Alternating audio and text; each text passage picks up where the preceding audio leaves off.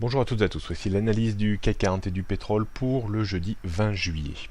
Une analyse du WTI ou du brut léger américain pour se rendre compte que le pétrole reste toujours dans cette tendance à la reprise depuis mars 2016. On le constate en analysant les points bas qui sont toujours plus hauts les uns par rapport aux autres. Même si le récent point bas est revenu sur une zone ultra importante autour des 42 $, sans pour autant réussir à la casser.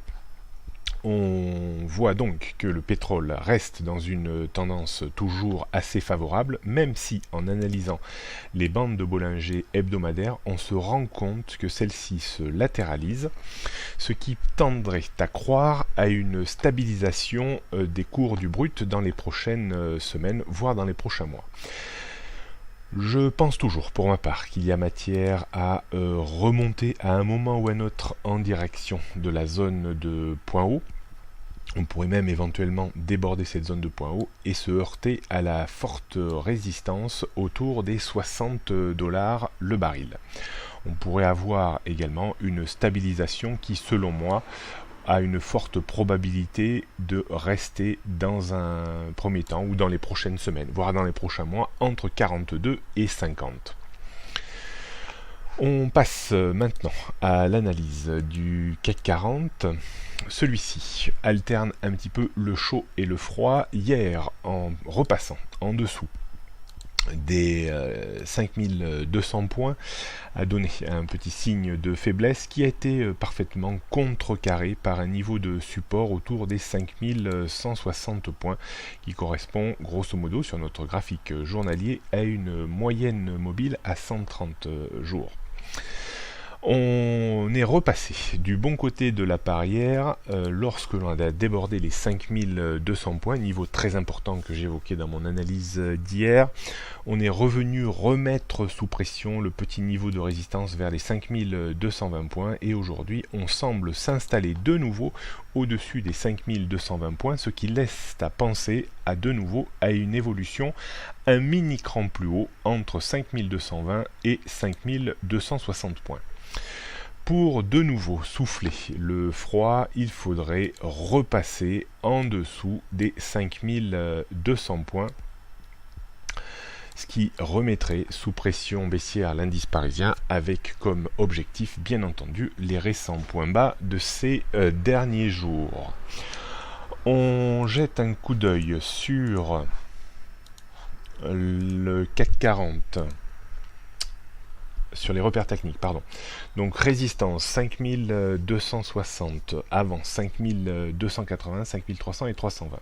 En termes de support, on surveillera la zone de support pour aujourd'hui 5200, 5220 points. En dessous, on notera 5150, le récent point bas, même un petit peu plus haut, et cette fameuse zone de support début moyen terme que l'on peut estimer entre 5110 et 5135 points. Rien de bien nouveau donc sur les tendances début moyen, moyen long et long terme. La tendance court terme est repassée favorable après une phase d'hésitation ces jours précédents, haussière tant qu'on est situé au-dessus des 5200 points. On jette pour terminer un coup d'œil sur le CAC 40 en données 15 minutes. On voit également que on a un excellent niveau de soutien vers les 5200. On pourrait même l'étendre à 5210 points sur le point pivot jour. La zone de point bas également servira de support en cas de dégradation importante des cours. On voit également que le premier niveau de support pour aujourd'hui est situé à 5220 points. Le débordement de 5230-40 ouvrirait un potentiel vers les 5245-50 et sur le haut de notre zone de résistance de ces derniers jours, zone de point haut de ces derniers jours, vers les 5260 points.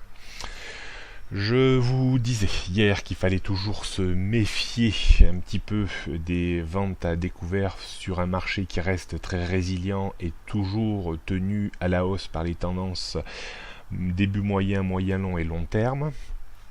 La stratégie d'hier qui consistait à acheter vers les 5160 a échoué puisqu'on n'est jamais redescendu sur ce niveau. Par contre, la stratégie visant le débordement des 5200 points a été intéressante pour viser un retour vers les 5220 points.